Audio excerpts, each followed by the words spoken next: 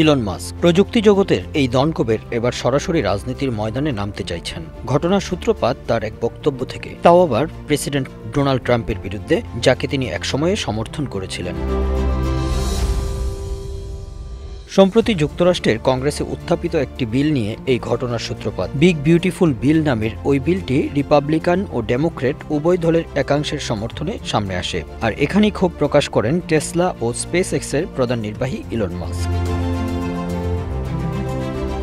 Trump প্রশাসনের অধীনে mask সরকারি দক্ষতা বিভাগের দায়িত্বে ছিলেন। এই বিভাগ সরকারের বিভিন্ন কর্মসূচিতে হঠাৎ ও বিশৃঙ্খলভাবে কাটছাঁট করেছিল এবং তারা দাবি করেছিল যে $190 বিলিয়ন সাশ্রয় করেছে। তবে একটি নিরপেক্ষ গবেষণা প্রতিষ্ঠান পার্টনারশিপ ফর পাবলিক সার্ভিস বলছে, এই উদ্যোগে সরকারিভাবে $135 বিলিয়ন বেশি ক্ষতি হয়েছে। ইলন মাস্ক এবং ট্রাম্প উভয়ই সমাজ কল্যাণ, পরিবেশ, স্বাস্থ্য ও বৈদেশিক সহায়তা কর্মসূচি কাটছাঁটের পক্ষে ছিলেন, কিন্তু এখন মাস্ক ট্রাম্পের এই বিগ বিউটিফুল বিলের বিরুদ্ধে সরব হয়েছেন। মাস্ক ঘোষণা দিয়েছেন, এই বিল পাশ হলে তিনি গঠন করবেন এক নতুন রাজনৈতিক দল, যার সম্ভাব্য নাম হবে আমেরিকান পার্টি। দলটির লক্ষ্য হবে মধ্যমপন্থী, স্বাধীনচেতা এবং প্রযুক্তি বান্ধব গণমুখী নীতিমালার প্রসার ঘটানো। তিনি তার সোশ্যাল মিডিয়া এক্স প্ল্যাটফর্মে লিখেছেন, যেসব কংগ্রেস সদস্য সরকারি ব্যয় কমানোর প্রতিশ্রুতি দিয়ে নির্বাচিত হয়েছেন এবং তারপরে ইতিহাসের সবচেয়ে বড় ঋণ বৃদ্ধিকারী বিলে ভোট দিয়েছেন, তাদের লজ্জায় মাথা হেট করা উচিত। আগামীতে তারা প্রাইমারিতেই হারবেন। ইলন মাস্ক বলেন, যুক্তরাষ্ট্রে লাখো মানুষ না বাম না ডান, তারা সোজাসাপটা সমাধান চান। তাই এক নতুন রাজনৈতিক কাঠামো তৈরি করার সময় এসেছে। কংগ্রেসনাল বাজেট অফিস জানিয়েছে, সিনেট পাশকৃত সংস্করণে বাজেট ঘাটতি আগামী 10 বছরে $3.3 ট্রিলিয়ন বাড়বে, আর হাউস অফ রিপ্রেজেন্টেটিভসে পাশকৃত সংস্করণে তা $2.4 ট্রিলিয়ন। মাস্ক উভয় সংস্করণকেই তীব্রভাবে সমালোচনা করেছেন।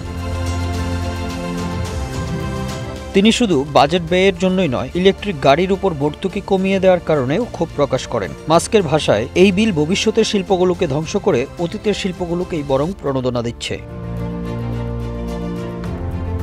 সবশেষ মাস্ক বলেছেন, আমরা এমন এক দেশে বাস করি যেখানে কেবল একটি দল আছে, গোর্কি পিগ পার্টি। এখন সময় এসেছে নতুন একটি রাজনৈতিক দলের, যারা সত্যিকারের অর্থে জনগণের কথা ভাববে। এই ঘোষণার পরপরই সোশ্যাল মিডিয়ায় শুরু হয় তোলপাড়। মাস্ক পরিচালিত এক জরিপে অংশ নেন 5.6 মিলিয়ন মানুষ। তার মধ্যে প্রায় 80% মানুষ জানান তারা এক নতুন রাজনৈতিক দলের ধারণাকে সমর্থন করেন। অনেকে বলেন, আমরা পরিবর্তন চাই, রুটিন মাফিক রাজনীতির বাইরে একটি বিকল্প দরকার ছিল বহুদিন ধরে। আবার অনেকে উদ্বেগ প্রকাশ করেন, বিলিনিয়ারদের হাতে রাজনীতি পড়ে গেলে সাধারণ মানুষের কণ্ঠস্বর আরও দমন হবে না তো?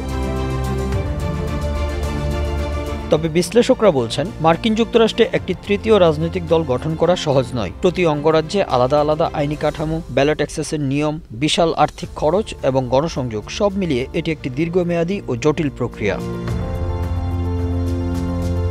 তবে ইলন মাস্কের মতো প্রভাবশালী ও সম্পদশালী ব্যক্তি যদি সত্যিই পরিকল্পিতভাবে এগোন, তাহলে রাজনীতির খেলায় নতুন নিয়ম কিছুটা হলেও বদলাতে পারে।